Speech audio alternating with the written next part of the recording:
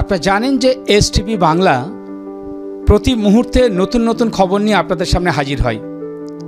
আর আজ আমরা এমন এক খবর আপনাদেরকে পরিবেশন করব যা একটা সুষ্ঠু সমাজ গড়ার পক্ষে এক অসাধারণ ভূমিকা পালন করে। আজকের এই যে অনুষ্ঠান, এই অনুষ্ঠানের নাম প্রতিভার খোঁজে। আমরা প্রতি মুহূর্তে প্রতিভার খোঁজে এগিয়ে চলেছি নানান প্রান্তে। আজ আমরা এই মুহূর্তে চলে এসেছি বীরা নারায়ণপুরে। আর আপনারা জানেন যে কদিন আগে প্রথম যে ছেলেমেয়েরা তাদের প্রথম যে ধাপ সেটা হচ্ছে তার কেরিয়ারের মাধ্যমিক পরীক্ষা। আর এই মাধ্যমিক পরীক্ষা যারা এই মুহূর্তে উত্তীর্ণ হয়েছে, আপনারা জানেন যে সামনে রেজাল্ট বেরিয়েছে। তো বিভিন্ন প্রান্তের মানুষ কিন্তু ভালো রেজাল্ট করেছে। তো আমরা এই মুহূর্তে চলে এসেছি বীরা নারায়ণপুরে সেই সৌম্যজিৎ যাদবের কাছে। এবছরের মাধ্যমিক পরীক্ষায় সে কি রেজাল্ট করেছে, সে কতটা পড়াশুনো করেছে, কিভাবে পড়াশুনো করেছে। আর আপনারাও চোখ রাখবেন যে যারা সামনের বছর মাধ্যমিক পরীক্ষা দেবে তাদের জন্য এক অসাধারণ বার্তা আমরা এই সৌম্যজিতের কাছ থেকে পাব। তো আমরা শুনে নেব ফার্স্ট সৌম্যজিতের মুখ দিয়ে যে মাধ্যমিক পরীক্ষা কিভাবে সে উত্তীর্ণ হলে, কিভাবে সে এত সুন্দর একটা রেজাল্ট করলো, আমরা তার মুখ দিয়ে শুনবো। সৌম্যজিৎ, এই যে তুমি এবারে মাধ্যমিক পরীক্ষায় কত নম্বর পেয়েছো? 664।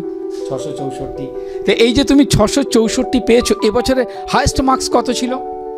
হাইয়েস্ট মার্কস মানে এই বছরের 96 না 94 দেখছিলাম আমি, 696। তো যাই হোক, তুমি 664 পেয়েছো। মোট একটু আমি বার্তাটা সবার কাছে পৌঁছে দিতে চাই যে মোট পরীক্ষার নম্বর কত ছিল? 700। তো তুমি 700-র মধ্যে 664 পেয়েছো। তো এটা কি আরও একটু ভালো করা যেত না? এটা তোমার পক্ষে ঠিক আছে? না, আমার আরও বেশি টার্গেট ছিল কিছু একটা, কিন্তু নাম্বারটা বাংলা ইংলিশে কমে গেছে, ওর কারণে হয়নি আর কি। আচ্ছা, এই মাধ্যমিকে মোটামুটি কি কি সাবজেক্ট থাকে যদি একটু বলো? 7টা সাবজেক্ট মেইনলি থাকে আমাদের, বাংলা, ইংলিশ, জীবনবিজ্ঞান, ভৌতবিজ্ঞান, ইতিহাস, ভূগোল আর অঙ্ক। আচ্ছা, তো সব মিলিয়ে 700 নম্বরই থাকে, সেখানে তুমি পেয়েছো 664। তো যাই হোক, এবারে আমরা শুনবো এই যে সৌম্যজিৎ 664 নম্বর পেল, এই 664 নম্বর মানে কত পার্সেন্টেজে আসে? 95 মেবি। 95। তো 95% কিন্তু সে অ্যাচিভ করেছে এই মুহূর্তে তার কেরিয়ারের প্রথম ধাপে। এবার আসবো সৌম্যজিৎ এই যে 664 নম্বর পেয়েছে, সে কতক্ষণ পড়াশুনো করো? দেখুন, বছরের শুরুর দিকে তো বেশি হতো না, চাপ থাকতো একটু। বছরের শুরুর দিকে আমার ততটা ডেডিকেশনও ছিল না খুব একটা ভাবে এর প্রতি, তাও 4-5 ঘন্টা তো হতো। কিন্তু বছর শেষের দিকে যখন প্র্যাকটিসের টাইম আসলো, মানে ধরুন গরমের ছুটির টাইম থেকে, তখন টাইমটা বেড়ে 6-7 ঘন্টা তো হয়ে গেছিলো। আচ্ছা, কোন সময়টায় তুমি ম্যাক্সিমাম পড়াশুনো করতে? সকালের দিকে আর বিকালের দিকে। মানে বিকাল 6টার পরে আর সকালে ওই ধরে নিন 9টা থেকে। তো যে টাইমটা তুমি চুজ করেছিলে, এই টাইমটা কেন চুজ করলে? কারণ গরমের ছুটি, বললাম তো, গরমের ছুটি থেকে এরকম টাইম আমি বাড়ানো স্টার্ট করেছিলাম। গরমের ছুটিতে স্কুল বন্ধ ছিল আর বাইরে তো যেতাম না, আমি তো বাড়িতে বেশি বেড়াই না, তাই এই টাইমটা পড়তাম। আর সকালে পড়া থাকতো, টিউশন থাকতো, বিকালে টিউশন থাকতো কিছু কিছু ক্ষেত্রে, কিন্তু ম্যাক্সিমাম টিউশন যেহেতু সকালে ছিল তাই বিকেলে চাপ থাকতো না, তাই বিকেলে আমি 6টা থেকে পড়া শুরু করে দিতাম। আচার্য কম্পিউটার সেন্টার, বিশ্বাসের প্রতীক। এখানে নামমাত্র খরচে, সহজ পদ্ধতিতে, ঘরোয়া পরিবেশে স্কুল কোর্স সব বোর্ডের 11-12 computer science, DTP, advance tally, GST, programming language, spoken English শেখানো হয়। কর্মসংস্থানের সুযোগ আছে। Government registration number L74685। যোগাযোগ 90707947 মৃণাল স্যার। তুমি যে স্কুলে পড়াশোনা করতে সেই স্কুলের নাম কি? Bira Ballavpara high school. আচ্ছা, তো এই যে মার্কসটা পাওয়ার পরে তোমার এই ব্যাপারে সবচেয়ে বেশি স্কুলে কারা সাপোর্ট দিয়েছে? দেখুন, স্কুলে সত্যি কথা বলতে গেলে সবারই সাপোর্ট আছে, কিন্তু স্কুলে তো প্রত্যেকটা টিচার আছে। যদি কাউকে আমি স্পেসিফিকভাবে বলি ইনি ভালো পড়িয়েছেন, তা অন্যদের খারাপ লাগার বিষয়, তাই এটা আমি বলাটা ঠিক পছন্দ করছি না। কিন্তু স্কুলের থেকে অবশ্যই সাপোর্ট পেয়েছি। সপ্তাহে বেশি দিন স্কুলে যেতে পারতাম না, টিউশন থাকতো, নিজেকে বাড়িতে পড়তে হতো, তা মিনিমাম 3-4 দিন তো সপ্তাহে স্কুলে যেতাম, যেখানে 6 দিন ক্লাস হয়। আচ্ছা, তা যে স্যারগুলো থাকতেন তাদের ক্লাসগুলো সত্যি ভালোই ছিল, কিন্তু ম্যাক্সিমাম হেল্প আমি বাড়ি থেকে টিউশন থেকে পেয়েছিলাম। আচ্ছা, একটা প্রশ্ন তোমার কাছে এই প্রসঙ্গে মনে আসছে, সেটা হচ্ছে যে এখন ঠিকমতো স্কুলে পড়াশুনো হয় না, সেক্ষেত্রে টিউশনের উপর নির্ভর করতে হয়, এটা কি একদম বাস্তব সত্য? হ্যাঁ, এটা বলতে পারে, কারণ স্কুলে তো সব দিক থেকে স্কুলের স্যাররা তো গাফিলতি দেন, এটা তো হয় না। অনেক স্টুডেন্টরা নিজেরাই স্কুলকে আর যায় না, স্কুলের প্রতি তাদের নিজেরও আর ফোকাস খুব একটা নেই, সবাই এখন টিউশনকে বেশি প্রায়োরিটি দিচ্ছে, তাই টিউটাররা এখন পড়াচ্ছে। স্কুলকে যদি সমান গুরুত্ব দেওয়া হয় স্কুলও ভালো পড়াবে, যেটা আমি মনে করি। কিন্তু সত্যি কথা বলতে গেলে স্কুলে তো একটা ক্লাস 40 মিনিটের হয়, তার মধ্যে অনেকগুলো ক্লাস হয়, তো ওটা খুব একটা ভালো হয় না। যে টাইমটা একটু যদি বাড়ানো যেত, আমি টিউশন যেটা হয় একটা ক্লাস কম করে 1.5-2 ঘন্টা থেকে 3 ঘন্টা হয়ে যায়, তাই পড়তে সুবিধা হয় ওখানে, আর একটা ক্লাসই হয় একটা টাইমে, তাহলে এই যা ভালো হয় আর কি, পড়াটা নিজেরও একটা ভালো লাগে। স্কুলে তো সেটা হয় না, পরপর অনেকগুলো ভ্যারাইটির ক্লাস থাকে, 40 মিনিটের টাইমটা অনেকটা কম, স্যামে আমরা ভালো করে কভার করতে পারেন না, তাই যেটা আমি যে এই প্রবলেমটা ফেস করেছিলাম এটাই আর কি। একটা দারুণ কিন্তু পয়েন্ট আউটও কিন্তু জানালো, সেটা হচ্ছে যে স্কুলে পড়াশুনোর যে মাত্রাটা সেটা একটু বাড়াতে হবে। একটা সময় ছিল যখন আজ থেকে 10 বছর আগে, 15 বছর আগে, 20 বছর আগে, তখন টিউশন কি জিনিসটা ছিল না, তখন কিন্তু স্কুলের ওপরে ভিত্তি করেই আজকে বহু প্রতিভাবান ব্যক্তিরা কিন্তু আজকে ভালো প্রতিষ্ঠানে দাঁড়িয়ে আছে। কিন্তু আজকের দিনে যে স্কুলগুলো, যে পড়াশুনোর মাত্রাটা অনেকটাই কমে গেছে।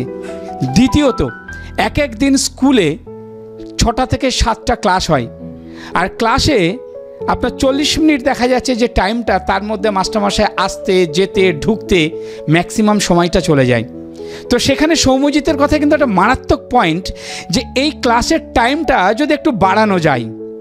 এমনিই আমরা শুনেছি যে একটা ক্লাসের যে সেশন থাকে সেটা শেষ করতে পারে না, তার মধ্যেও টাইমটা অনেক কম হয়ে যাচ্ছে। এটা কিন্তু একটা বড় পয়েন্ট কিন্তু সৌম্যজিতের মুখ দিয়ে শোনা গেল। তো আমার মনে হয় এই বার্তাটা যদি স্কুল কর্তৃপক্ষের কাছে পৌঁছায়, যে স্কুলের যে ক্লাসের টাইমটা সেটা যদি একটু বাড়ানো যায়, আমার মনে হয় তাতে সৌম্যজিতের মতন আরও ছেলেমেয়েরা আরও ভালো রেজাল্ট করতে পারবে। তো এবার আসি সৌম্যজিৎ, তুমি যে টিউশনি পড়ো, তুমি কটা টিউটার তোমার আছে? দেখুন, মাধ্যমিকের টাইমে প্রথম দিকে আমার 6টা ছিল, তারপর সেটা বেড়ে 8টা হয়ে যায় গরমের ছুটির টাইমেই, আর এখন তো যেহেতু 11-এ 6টা সাবজেক্টের 6টাই ঠিকই আছে। আচ্ছা, এখন 6টা, আগে ছিল 8টা। তো তোমার এই যে মনে হয় কি যে মাস্টারমশাই স্কুলের যারা পড়ায় আর যারা টিউশন পড়াচ্ছে, তাদের মধ্যে একটু বেশি দিকটা কিভাবে এগিয়ে নিয়ে যাচ্ছে, এটা কি টিউটার মাস্টারমশাই? বাস্তব বলতে গেলে আমার যে ভালো করে পড়িয়েছিল স্কুলের টেস্টের পরে, যেটা আমি দেখেছিলাম মক টেস্ট ভালো হয়েছিল, মক টেস্টগুলো আমি অ্যাটেন্ডও করেছিলাম অনেকগুলো, কিন্তু যেটা টিউশন দেখেছিলাম, টিউশন যেমন পড়ানো হয় ঠিক সেরকম লেভেলে তারা পরীক্ষাও নেয় প্রচুর পরিমাণে। তাই আমি চ্যাপ্টারটা যত ভালো করে একটা কনসেপ্ট ওরা বোঝান, তত ভালো করে পরীক্ষাটাও নিয়ে তার প্র্যাকটিস আমার আছে। স্কুলে দেখবেন যেগুলো হয় কোয়েশ্চেন ব্যাংকের বইগুলো, রায়মার্টিনের বা অন্যান্য এবিটি টেস্ট পেপার, এসব স্কুলে কিন্তু করানো হয় না। এগুলো না করলে আমার ভালো প্র্যাকটিস হবে না, ভালো নাম্বার আমার উঠবে না। আর স্কুলে সেটা যেহেতু করানো, সেগুলো টিউশনের স্যাররা করিয়ে দেন। আর স্কুলের স্যারে যেটা বললাম, বেশি টাইম পান না, আর সিলেবাস যেহেতু অনেক বড় সিলেবাস, আর স্কুলে যেটা দেখবেন গরমের ছুটি, পুজোর ছুটি, আর যত ছুটি আছে সব ছুটি মেলালে স্কুল বেশি দিন ক্লাস হয় না, কম করে হলো 150 থেকে 150 দিনও হয় কিনা জানি না, ওরকম দিন আপনার ক্লাস হয়। তাই স্কুলের স্যারের সিলেবাস শেষ করার জন্য বাধ্য হয়ে পড়ান, কিন্তু যেটা আমাদের টিউশন স্যাররা সেই দিনটা পেয়ে যান, তাদের টাইমটাও বেশি থাকে, তাই তারা ভালো করে বুঝে যেটা পড়েছেন সেটা আমার ভালো লেগেছিলো, আর প্র্যাকটিসটাও ভালো হয়েছিল। আমি যেটা মনে করি টিউশন স্যারদেরই একটু গুরুত্ব বেশি আছে, কিন্তু তাই বলে স্কুলে গুরুত্ব নেই এটা নয়। স্কুলের স্যাররা ভালো পড়িয়েছিল, যদি এটা আমার টিউশনে যদি কিছু অসুবিধা থাকতো সেটা স্কুলে আমি কভার করে নিতাম, তাই উভয় দিক থেকে আমি সাপোর্ট পেয়েছি। আমরাই নারী, আমরাই পারি। আপনার এলাকায় যদি ভালো খবর থাকে, আপনার এলাকায় যদি কেউ সমাজ সচেতনতামূলক কাজ করেন, আপনার এলাকায় যদি কেউ সঠিক সমাজ গড়ে তুলতে চান, আপনার এলাকায় যদি নতুন নতুন প্রতিভা থেকে থাকে, তাহলে এসটিভি বাংলা এই খবর তুলে ধরবে আপনাদেরই সাথে। তাই খারাপ খবর, মন্দ খবর, বাজে খবর, মিথ্যা খবর বর্জন করুন, আর তুলে ধরুন সঠিক খবর, ভালো খবর। আর এই সঠিক খবর যারা পাঠাবে এসটিভি বাংলা তাদেরকে স্যালুট জানায়। তাই এসটিভি বাংলা আপনাদের সাথে আছে, পাশে আছে। নমস্কার।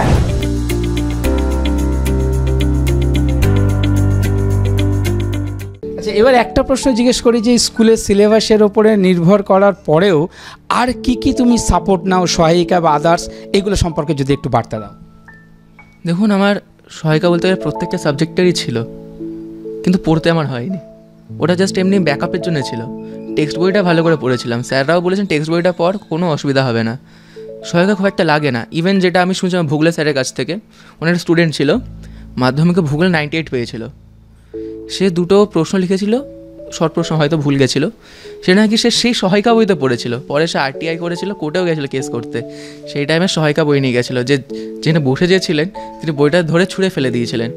তার বক্তব্য ছিল এটাতে টিভি নাম্বার প্রাপ্ত নয়, তো এটা পড়ে আমাদের লাভ কী হবে, যেটা বোর্ডের বই নিয়ে আসো, বোর্ডের বইতে যেটা লেখা আছে, যেটা টিভি নাম্বার ওরা দিয়েছে, ওরা তো চেক করে দিয়েছেন, বড় বড় কমিটি আছে, ওদের সাংসদ রয়েছে, তারা তো চেক করে অবশ্যই টিভি নাম্বারটা প্রদান করেছেন। সহায়িকা তো সেটা পায় না, তাই বোর্ডের বইগুলোতে যেটা থাকে সেটা পড়াটা বেশি বেটার মনে করেছিলাম। তার সহায়িকা আমি খুব একটা গুরুত্ব দিতাম না, আমি মেনলি প্র্যাকটিস বুক করে উপরে গুরুত্ব দিতাম, মানে যেটা মনে করতাম যত বেশি প্র্যাকটিস করবো তত বেশি আমার সাকসেস আসবে। বিবেকানন্দের একটা ফেমাস ডায়লগ ছিল, যেটা আমাদের স্যারই বলেছেন আমাকে, আমি নিজেও পরবর্তীতে জেনেছিলাম, it is practice first then comes the knowledge. তাই যদি আমি ভালো করে প্র্যাকটিস করি তাহলে আমার নলেজ তো এমনিই চলে আসবে। তাই সহায়িকা আমার খুব একটা গুরুত্ব ছিল আর কি, সহায়িকা আমার ছিল, কিন্তু পড়িনি খুব একটা। দেখতে পারেন বইতে একটা জায়গা তো দাগানো নেই, মার্ক নেই, একদম নতুনের মতনই আছে। মানে তোমার বক্তব্য অনুযায়ী বলতে চাইছো যে আজকের দিনের ছেলে মেয়েদেরকে যারা সামনের বছরে পরীক্ষা দেবে তাদের উদ্দেশ্যে বার্তা দেবে যে পড়াশুনো মানে সিলেবাসের যে বইটার প্রতি বেশি যত্ন। একদম, আমাদের যে বইগুলো আমরা কিনি বা স্কুল থেকে 4টে বই দেয়, একটা সহায়ক গ্রন্থ দেয় বাংলার, একটা বাংলার টেক্সট বই দেয়, একটা ইংলিশ দেয়, আর একটা অঙ্কের বই দেয়। এই 4টেতে ভালো করে পড়বে, কারণ বোর্ডে যেটা দেখলাম মাধ্যমিক ওরা অঙ্ক সিলেবাসের বাইরে থেকে আসেনি, কিন্তু ওই প্যাটার্নে এসেছে, ওই প্যাটার্নের প্রশ্ন কিন্তু বইয়ের বেশিতে আসেনি। আমি যেটা বলবো, প্র্যাকটিসের যে বইগুলো থাকে ওগুলো যত বেশি প্র্যাকটিস করা যাবে তত বেশি ভালো হবে, আর যে টেক্সট বইগুলো থাকে ওগুলো যে যত খুঁটিয়ে পড়বে, যত লাইন মার্ক করে করে পড়বে, যেমন আমার বইতে আছে প্রত্যেকটা জায়গায় হাইলাইটার দিয়ে হাইলাইট করা আছে, পেন দিয়ে দাগানো রয়েছে, ওরকম যদি কেউ পড়তে পারে তার কোনো অসুবিধা হবে না। যেমন ইতিহাসে যে ছেলেমেয়েরা যেটা প্রবলেম ফেস করে, ইতিহাসের প্রশ্ন যেখান সেখান থেকে আসে এটা বলা যায় না কোথা থেকে আসবে। যেমন মাধ্যমিকে আমার একটা প্রশ্ন অসুবিধা হয়েছিল ইতিহাসে, ওটা ছিল কি অশোক আন্দোলন কি একটা ছিল আইন আমলে, ওটা আনসার হতো অশ্বিনী কুমার দত্ত, আমি বন্দ্যোপাধ্যায় লিখে দিয়েছিলাম। না না না ভুল বলছি, অশ্বিনী কুমার বন্দ্যোপাধ্যায় হতো, আমি দত্ত লিখে দিয়েছিলাম। হ্যাঁ, তা সেটা ভুল গেছে। এটা বইয়ের বাড়ি এসে দেখলাম বইতে অসহযোগ আন্দোলন ছিল বা আইন আমল, আমার ঠিক মনে নেই মাথায় কেসটা, তো ওখানে পয়েন্ট করা ছিল আর যেখানে কোন কোন ব্যক্তিরা নেতৃত্ব দিয়েছিলেন সব লেখা ছিল, ওইটা আমি পড়িনি। তাই যদি বইয়ে প্রত্যেকটা লাইন পড়া যায় তাহলে ভালো হয়। তুমি যে বললে যে প্র্যাকটিসের বই বলতে গেলে কি কি বোঝায়? টেস্ট পেপার, তারপরে যে প্রশ্নবিচিত্রাগুলো বের করা হয় সেইগুলো। তুমি কোন প্রশ্নবিচিত্রা ফলো করেছিলে? আমার অনেকগুলোই ছিল, যেমন রায়মার্টিনের প্রশ্নবিচিত্রতা মেইনলি ছিল, ডাফান দত্তারও ছিল, আর BTA, WBTA, WBH test paper, তারপরে স্কুল থেকে যেটা দেয় ওগুলোও ছিল। এই যে কোন কোন বইগুলো কিনতে হবে সে ব্যাপারে প্রপার গাইড তোমাকে কারা দিয়েছিলেন? টিউটাররা। আর আরেকটা কথা হচ্ছে যে তুমি বললে যে তোমার 6টা টিউটর ছিল, না 8টা টিউটর ছিল, যাদের ক্ষেত্রে আর্থিক অবস্থা খুব একটা ভালো নয় তাদের ক্ষেত্রে এই জায়গায় দাঁড়িয়ে তারা কিভাবে এগিয়ে যাবে যদি তুমি একটা বার্তা দাও?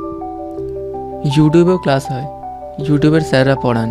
আমি প্রথম দিকে আমার 6টা টিচার ছিল, তাই আমার 2টো সাবজেক্টে ছিল না, আমার অসুবিধা ফেস করতে হয়েছিল, তখন আমি ইউটিউব খুলে পড়তাম।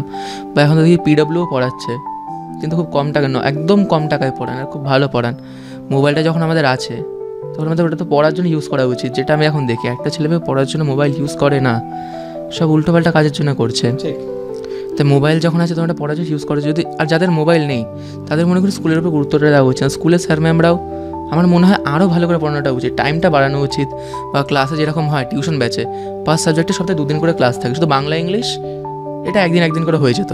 তাই যেটা মনে করি যদি 6টায় আমাদের 7টা সপ্তাহে 6টা দিন স্কুলে ক্লাস হয়, 6 দিনের মধ্যে যদি আমরা পার ডে 2টো করে সাবজেক্ট পড়ি তাহলে তো আমার 7টা সাবজেক্ট ইজিভাবে কভার হয়ে যাচ্ছে। আর প্রত্যেকটা 2 ঘন্টা করে হয়তো 4 ঘন্টা, অতটা চাপও পড়ে না। প্লাস 1 ঘন্টা তুমি টিফিন দিয়ে দিই মাঝে, 5 ঘন্টা, প্রত্যেকটা স্টুডেন্টের ভালো লাগবে। দেখবেন যদি আপনি একসাথে অনেকগুলো ভ্যারাইটি ক্লাস করেন তাহলে আপনার নিজেরও করতে আর ভালো লাগবে না। আর স্কুলের টাইমটা অনেক বড় হয়ে যায়, 10টা থেকে 4টে অবধি, যে টাইমটা পড়ার জন্য খুব একটা ভালো নয়, যে টাইমটা যদি একটু পিছনে যেত বা যদি বানে যে 2 ঘন্টা করে তাহলে যেটা ভালো হয় মনে করছি আমি।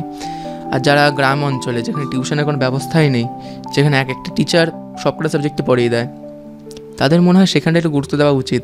কিন্তু আমি পার্সোনালি বলতে গেলে সেলফ স্টাডির থেকে বড় কোনো বিকল্প নেই, কিন্তু বিষয়টাকে তোমায় বুঝতেও হবে। তাই মনে করি স্কুলের স্যারদেরও একটু ওখানটায় দৃষ্টিপাত করা উচিত, ওখানে একটু গুরুত্ব দিয়ে পড়ানো উচিত। জানি স্কুলের স্যাররা ভালোই পড়ায়, খারাপ না, তবুও যদি আর একটু প্রেশার দিত, যদি আরও ভালো করে পড়াতো, যেটা টিউশন ব্যাচে করতাম প্র্যাকটিস পরীক্ষা, তাহলে ভালো হয়। এই প্রসঙ্গে আমি একটা কথা বলবো, হতে পারে সে অনেক ছোট, কিন্তু একটা তার চিন্তাভাবনা একজনের এক এক রকম থাকে।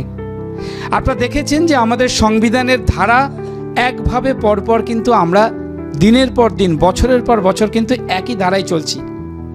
সেখানে দাঁড়িয়ে কিছুদিন আগে আমাদের কিছু আইনের রদবদল হয়েছে। তেমনি আমরা দীর্ঘদিন ধরে দেখে আসছি একটা স্কুলে 4টে, 5টা, 6টা, 7টা ক্লাস কন্টিনিউ হয়ে যায়। আজকে সৌম্যজিতের একটা বার্তা আমার মনে হয় শিক্ষা প্রতিষ্ঠানে যারা বসে আছেন তাদেরকে একটু ভাবা উচিত যে 7টা ক্লাসটাকে না করিয়ে যদি আমি সময়টাকে বাড়িয়ে 4টে ক্লাস করি, তাতে করে মনে হয় তার শিক্ষার মানটা বাড়বে, সেটার প্রতি দক্ষতা বাড়বে এবং ছেলেমেয়েরা আগামী দিনে আরও ভালো রেজাল্ট করতে পারবে। আমি বার্তাটা শিক্ষা প্রতিষ্ঠানে পৌঁছে দিতে চাই, তারা যেন এটা নিয়ে ভাবে। হতে পারে আজকে সৌম্যজিৎ অনেক ছোট, কিন্তু তার মধ্যে চিন্তাভাবনাটা অনেক বড়। আপনারা জানেন যে এপিজে আব্দুল কালাম, আমরা অনেক স্টোরি পড়েছি, উনি ছোট বয়সে যা বলতেন আগামী দিনে কিন্তু সেটাই হয়েছে। তাহলে আজকে কেন সৌম্যজিতের কথাই হবে না? আপনারা এটা নিয়ে চিন্তাভাবনা করবেন। যদি মনে হয় এটা বাস্তব সত্য, তাহলে শিক্ষা প্রতিষ্ঠানেরও কিছু কিছু জিনিস আমার মনে হয় চেঞ্জ করা উচিত। বেকার হয়ে বসে আছেন? নতুন কোনো প্রফেশন খুঁজছেন? হ্যাঁ, মিডিয়া প্রফেশন, যেখানে পাবেন সম্মান, অর্থ, সাথে বিশাল পরিচিতি। এসটিভি বাংলা মাত্র 3 মাসের কোর্স করাচ্ছে, একদম হাতে কলমে, প্র্যাকটিক্যাল, অ্যাঙ্কারিং, রিপোর্টিং ও ক্যামেরা। কোর্স শেষে কাজের সুযোগও থাকছে। কোর্স ফিস মাত্র 6,000 টাকা। আজই যোগাযোগ করুন 6289884890 এই নম্বরে। এবার আসবো সচিত, তুমি যে পড়াশুনো করতে, তারপরে তুমি কোনো খেলাধুলা করতে? আমার ক্রিকেট খেলতে ভালো লাগে।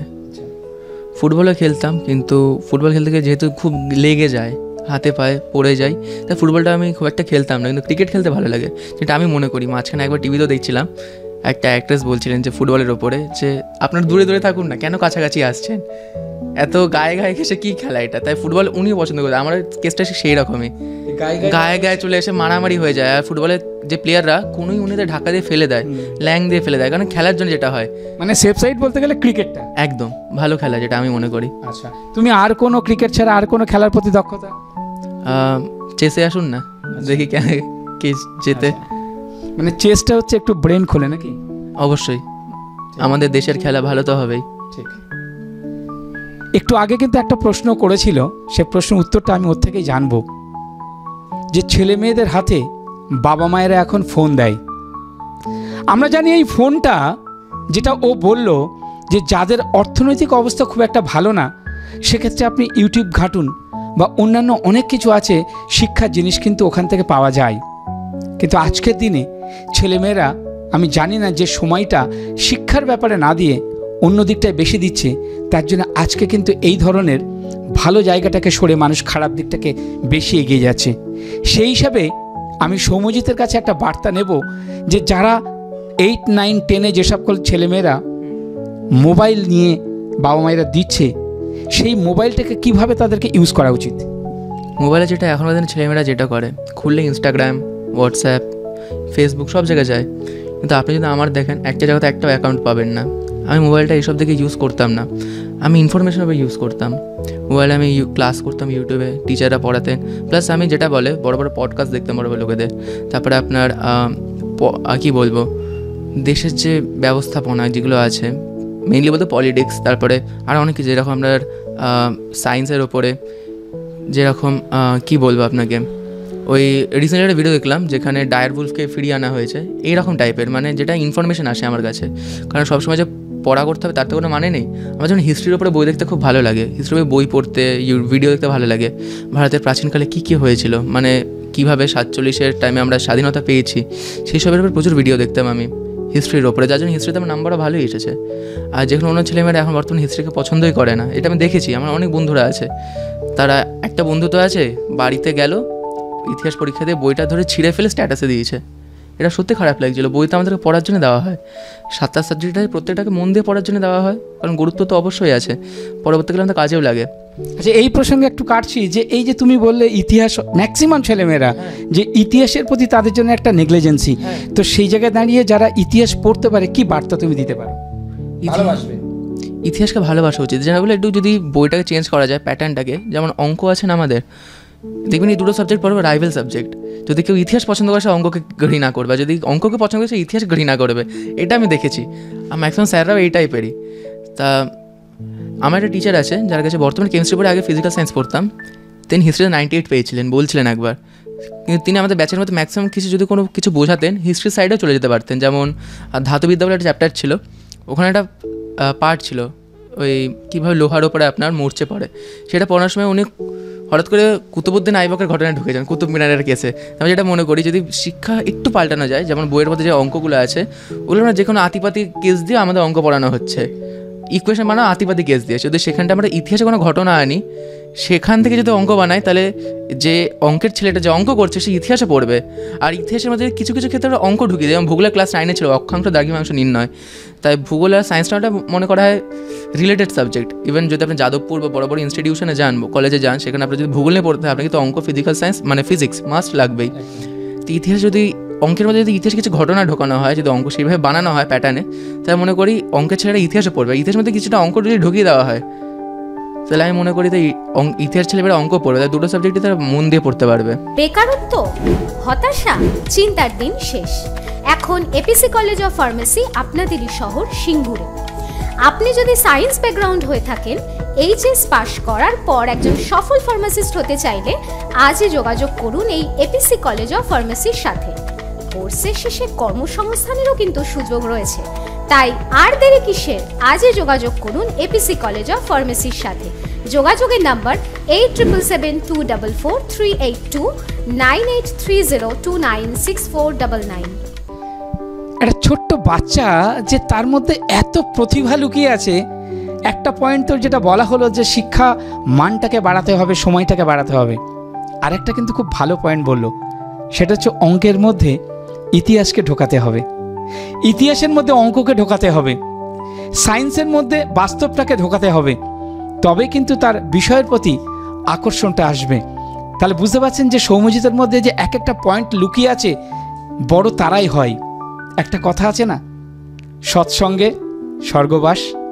আমরা রাস্তায় আস্তে আস্তে দেখছিলাম যে একটা সৎসঙ্গ একটা সংস্থা, তো সেটাই আমি আস্তে আস্তে ভাবছিলাম সৎসঙ্গ মানে সদ্বুদ্ধি, সদ্জ্ঞান, সদ ইচ্ছা, এটা যদি মানুষের মধ্যে থাকে তাহলে কিন্তু সে আপনাতেই বড় হবে। সমাজের প্রতি তার মধ্যে একটা দায়বদ্ধতা আসবে, সঠিক সমাজ গড়ার প্রতি তার একটা আকর্ষণ আসবে। সেটা কিন্তু আজ আমরা সৌম্যজিতের মধ্যে দেখতে পাচ্ছি। আমরা কেন আজ এখানে এলাম, যে এর মধ্যে যে প্রতিভাটা ছিল সেটা কিন্তু আজকে আপনাদের সামনে পরিস্ফুট করতে পারছি। তো যে পয়েন্ট থেকে আমরা একটু সরে যাচ্ছিলাম, সৌম্যজিৎ যে মোবাইল তাহলে আজকের দিনে যারা পড়াশুনো করছে সেই ছেলে মেয়েদেরকে কী বার্তা দেবে, কীভাবে তাদেরকে ইউজ করা উচিত? আমি মোবাইল ফোন খুব একটা ইউজ করতাম না, জিজ্ঞেস করতাম না, বাইরে মা বাবা আছেন, কিন্তু পরবর্তীকালে ফোনটা আমি ইউজ করতাম, কিন্তু প্রথম থেকে একদমই করিনি। তাই ভালো করে পড়তে পেরেছিলাম। ফোন যেগুলো আছে সেখানে পড়াশোনার কাজে ইউজ করি, অন্য কোনো কাজে ইউজ করতে কোনো প্রয়োজন ওঠে না, অন্তত মাধ্যমিক লেভেলে তো নয়। 11-12 দরকারই হয় না কোনো একটা ফোনের। আমার এখনও ফোন নেই, অনেক বন্ধুরা ফোন কিনে নিয়েছে, কিন্তু আমার এখনও নেই। আমি কেনার ব্যাপারে গুরুত্বও দিইনি।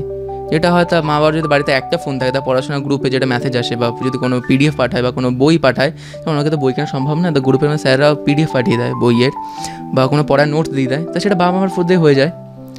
সবাই এখন যেটা দেখি ইনস্টাগ্রাম, ফেসবুক, হোয়াটসঅ্যাপ, এখানে ঘন্টার পর ঘন্টা চ্যাটিং করে, রিলস বানায়। এটা আমাদের খুব একটা করা উচিত নয়, কারণ রিলস এমন একটা জিনিস না, যদি আপনি একবার ঢুকে যান স্ক্রোল করতেই থাকবেন, কিন্তু আপনি সেখান থেকে বেরোতে পারবেন না। তাই আমি যেটা মনে করি, ইউটিউব আছে, প্রত্যেকটা সবসময় যে পড়তে হবে মানে পড়তে হবে এটা তো কোনো মানে নেই। আপনি কোনো একটা জিনিসকে ভালোবাসেন, সারাদিন আসলে লেগে থাকবেন, এটা তো হয় না। তার মাঝে মাঝে তো আপনার ফাঁকা টাইমে কিছু একটা করা উচিত। যেটা আমার ইউটিউবের মধ্যে আমি যেমন ইতিহাসের ভিডিও দেখতাম, মাধ্যমিক পরীক্ষা হচ্ছে ইতিহাস, তার ওই দিনের দিন আমি নেতাজি সুভাষচন্দ্র বসুর একটা মুভি বানিয়েছে রাজকুমার রাওয়ের বোস, ওটা দেখেছিলাম। তাই কিছুদিন আগে আমি আবার গুমনামি বাবার ভিডিওটা দেখেছিলাম, এই মুভিটা দেখেছিলাম ইউটিউবের মধ্যে। আমি হিস্ট্রির উপরে ভিডিও দেখতে, মুভি দেখতাম, ভালো লাগে। তার কিছুদিন আগে সোনি লিভে একটা বেরিয়েছিল, কি বলবো, একটা series, web series, independence in midnight বা অ্যাট মিডনাইট কিছু একটা ছিল, যার উপরে একটা বইও আছে, সেটার উপরে বেশ করে একটা বেরিয়েছিল আপনার ওয়েব সিরিজ, সেটাও দেখেছিলাম, ভালো লাগছিলো। মানে আমার মেনলি আপনার ইন্টারেস্ট ছিল গ্রেট ক্যালকাটা কিলিংয়ের ওপরে। আচ্ছা, তার উপরে আমি অনেক ভিডিও দেখতাম, যেটা আমি এখন মনে করি। তাহলে তুমি কি বার্তা দেবে ছেলে মেয়েদেরকে যে মোবাইল সম্পর্কে? ফোন যতটা কম ইউজ করা যতটা ভালো, মানে ইউজ করা কাজের কাজে ইউজ করা, যেটা আমি বললাম যাদের পয়সা নেই পড়াশোনা, তারা ইউটিউবে পড়ুক না, ইউটিউবে স্যাররা তো পড়ান, ভিডিও তো আছে, সেখান থেকে পড়ে নিক। Instagram, Facebook, WhatsApp, Messenger, Twitter, যেটা এখন এক্স নামে পরিচিত, সেগুলো ইউজ করা খুব একটা দরকার হয় না। ইউটিউব তো আছে, এমনি তো কোম্পানি এত টাকা ইনকাম করে না, অনেক কাজের কাজই তো হয় ওখানে, বা অনেক ইনফ্লুয়েন্সাররা আছে, তারা ভালো ভালো কথা বলে, সেগুলো শুনে লাইফে আপনি মোটিভেশন পাবেন। তো এরকম ফালতু কাজে তো করার কোনো মানে, কারণ যেটা আমি দেখেছি, যদি এখন আমরা বেশি করে ফোন ইউজ করি, পরবর্তীকালে আমাদের হাঁটু ভেঙে যাবে, আগে আমরা উঠতে পারবো না। মানে তুমি বলতে চাইছো কেরিয়ার সুন্দর করতে গেলে, ভালো করে গড়তে গেলে এই ধরনের জিনিসগুলোকে বর্জন করতে হবে? অবশ্যই বর্জন করতে হবে। কনভেন্ট স্কুলে পড়াশোনার স্বপ্ন, এই প্রথম ব্যারাকপুরে নাম্বার 1 সেক্রেটার ডে হাই স্কুল, যারা কিনা মেয়েদের জন্য বিনা পারিশ্রমিকে অ্যাডমিশনের সুযোগ করে দিচ্ছে।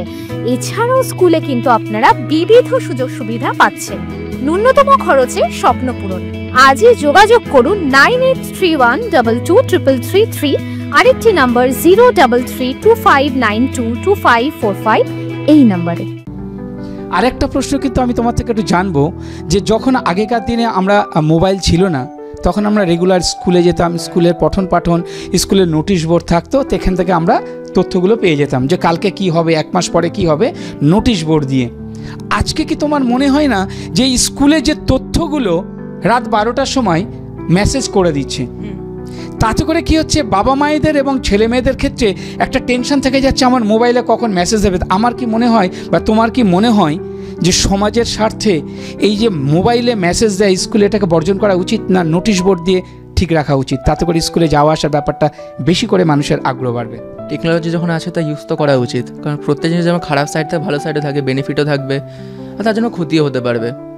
বারাসাত কালীকৃষ্ণ নাম তো শুনেছেন, অনেক ভালো স্কুল সেখানে, যেটা আমি শুনছিলাম আজখানে, এটা সত্যি কিনা জানি না, ভুয়ো রটনা হতে পারে।